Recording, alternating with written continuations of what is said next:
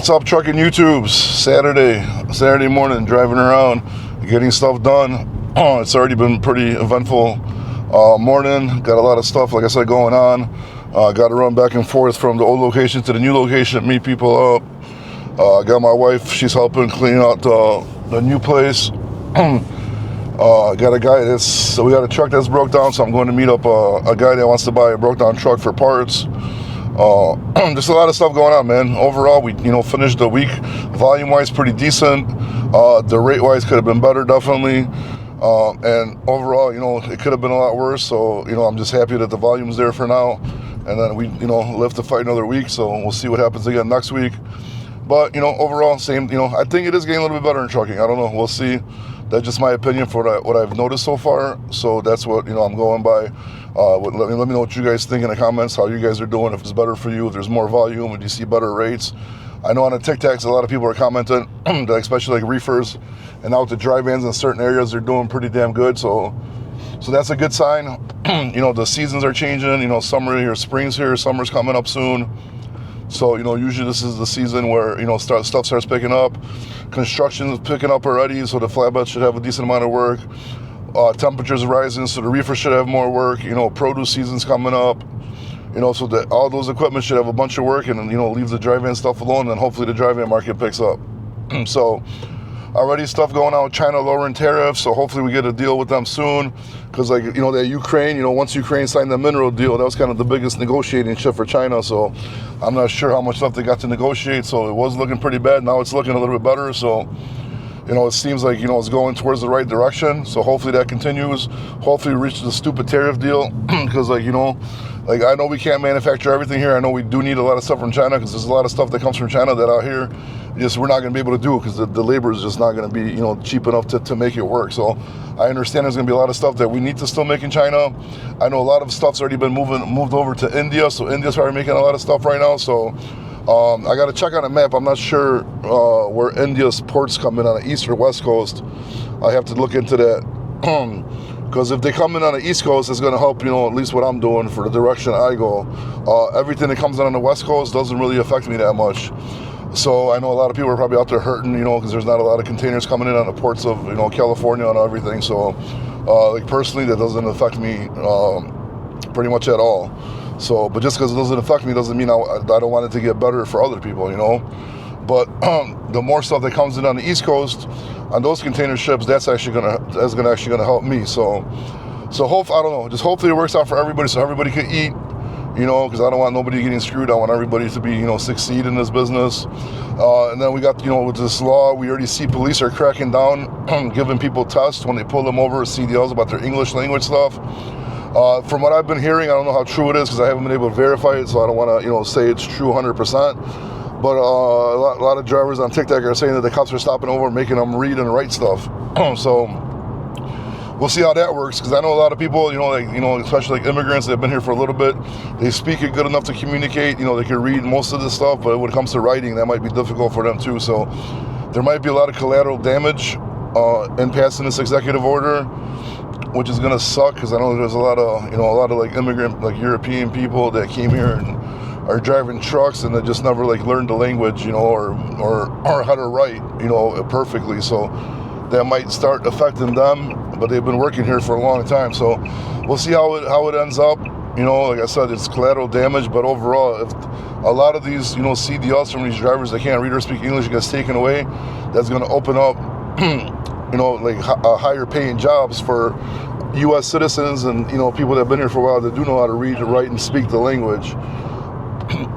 And then when we have less drivers, there's going to be more low, it's going to be harder to book the freight for the brokers, so the rates are going to have to go up, until the driver load thing balances out. But having a slight driver shortage, for the industry for rate wise, I personally don't think it's a bad thing. Because if there's a driver shortage, that means they can't cover their freight. They got to pay more for their freight, So it's going to, affect a lot of companies, yeah. But, just people just going to have to regroup. Because I see a lot of these companies that have 100, 200, 300 trucks. That's a lot of trucks, man. Unless you're trying to do some kind of crazy industry takeover, become a JB Hunt Schneider or something like that. I don't really, personally, I don't really see the benefit of that. I just think like it's better, like in my opinion, obviously I'm not successful, so my opinion doesn't really matter too much, but I've been like, working with companies throughout the years, and I've seen, with a lot of successful companies and seen like what they do and what mistakes they do. But like if you hit like a sweet spot, whatever that could be, 40, 50, 60, 70 trucks, and you can just keep them busy all the time, you're probably a lot better than trying to go, 100, 200 trucks. Because think about if you have like 100, 200 trucks, and how many drivers you got to hire. Like just to churn of drivers nonstop. You got to keep on paying for ads and doing all this stuff, keeping drivers in trucks. Guys quit, you got to replace them. And it's just this one crazy cycle of nonstop recruiting and trying to get drivers. And then when a driver shortage hits, you're going to be in trouble, unless you're going to be paying top dollar to attract drivers to you.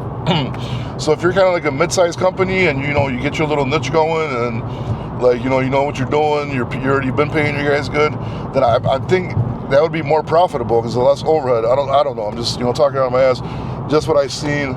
Because then you don't have to, open up, like crazy. Like imagine like having so many trucks. You have to open this crazy big ass mechanic shop, all these parts, and you got to hire people.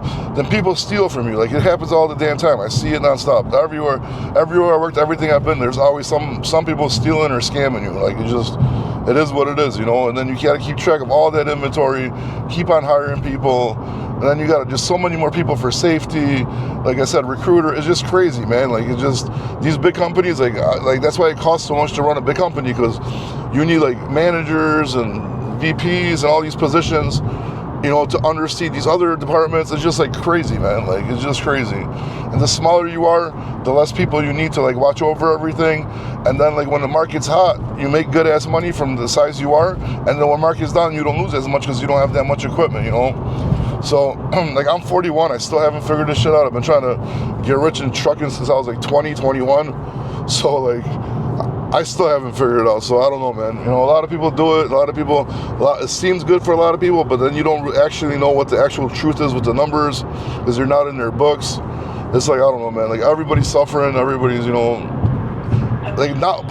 since everybody's suffering now, they're actually like admitting they're suffering. Because usually when people are doing bad, they don't admit it, they try to front. Like this is like one of the first times where I've actually like seen where like everybody's complaining equally, which is crazy.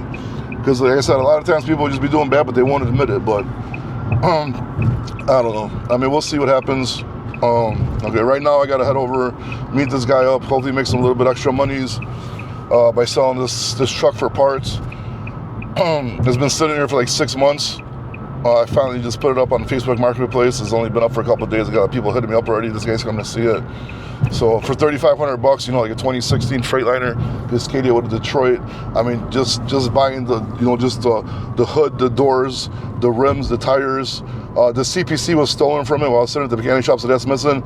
But I mean, like if you're just trying to use it for parts, I mean, for $3,500, you can't go wrong with that, especially if you're rebuilding or fixing another truck or have a mechanic shop. You just break it down into parts, and you're gonna make that money back just selling like the doors, the hood, and the wheels. So yeah, that's pretty much it. Gonna do that. Hurry up, get back. I gotta set up my my Tic Tac room at the new office because I haven't made a Tic Tac video in days. I think this is the longest I went without making a Tic Tac for a while.